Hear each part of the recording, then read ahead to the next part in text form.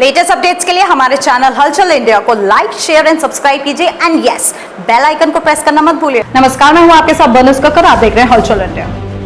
Real estate developers की शीर्ष संस्था क्रेडाई ने कहा कि इस्पात और सीमेंट के दामों में तेज वृद्धि के कारण निर्माण लागत में 10 से 20% की वृद्धि हुई है। इस स्थिति के चलते मध्यम से लंबी अवधि में आवास की कीमतों में बढ़ोतरी की संभावना है। क्रेडाई के चेयरमैन सतीश मगर ने वर्चुअल माध्यम से संवाददाता सम्मेलन में कहा कि कोविड-19 की दूसरी लहर के कारण अप्रैल से आवासों की बिक्री में भारी कमी दर्ज की गई है। उन्होंने हालांकि पिछली तिमाही की तुलना में अप्रैल-जून के दौरान अपेक्षित आवास बिक्री में गिरावट का कोई आंकड़ा नहीं दिया। क्रेडाई के अध्यक्ष हर्षवर्धन पटौदिया ने कहा कि पिछले एक साल के दौरान सीमेंट और स्टील की कीमतों में भारी वृद्धि हुई है, इसलिए मध्यम से लंबी अवधि में आवास कीमतों में बढ़ोतरी की संभावना है। उन्होंने कहा कि डेवलपर्स दाम बढ़ाने पर मजबूर हैं क्योंकि वे निर्माण लागत की वृद्धि को स्वयं खपाने की स्थिति में नहीं है। एसोसिएशन इस बारे में कई बार सरकार को लिख चुकी है कि सीमेंट और स्टील के दाम पर नियंत्रण किया जाए।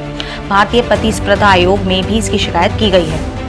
क्रेडाई के अनुसार 90% रियल एस्टेट डेवलपर्स का मानना है कि कोविड-19 की दूसरी लहर उनके व्यवसाय के लिए पहली लहर की तुलना में अधिक विनाशकारी रही है।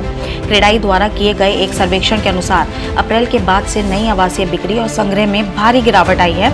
अधिकतर डेवलपर्स को कई राज्यों में लगे लॉकडाउन के कारण परियोजनाओं में देरी का डर है। डेवलपर्स ने श्रमिकों की कमी, वित्तीय बाधाएं, अनुमोदन में देरी, निर्माण लागत में वृद्धि और कमजोर ग्राहक मांग जैसी चुनौतियों का खतरा जताया है। वहीं अंतर्राष्ट्रीय संपत्ति सलाहकार नाइट फ्रैंक की रिपोर्ट के अनुसार जनवरी से मार्च 2021 के दौरान वैश्विक स्तर पर आवास मूल्य वृद्धि के मामले में भारत 55वें स्थान पर रहा है। इस अवधि में 32% मूल्य वृद्धि के साथ खाड़ी देश टर्की पहले स्थान पर रहा है। भारत में वर्ष 2020 की चौथी तिमाही के मुकाबले इस वर्ष जनवरी से मार्च तिमाही के दौरान आवास कीमतों में 1.6% की गिरावट दर्ज की गई है। नाइट फ्रैंक ने अपने global house price index Q1 2021 जारी की है। यह वैश्विक स्तर पर 56 देशों और क्षेत्रों की आवासीय कीमतों में घटबढ़ पर नजर रखता है।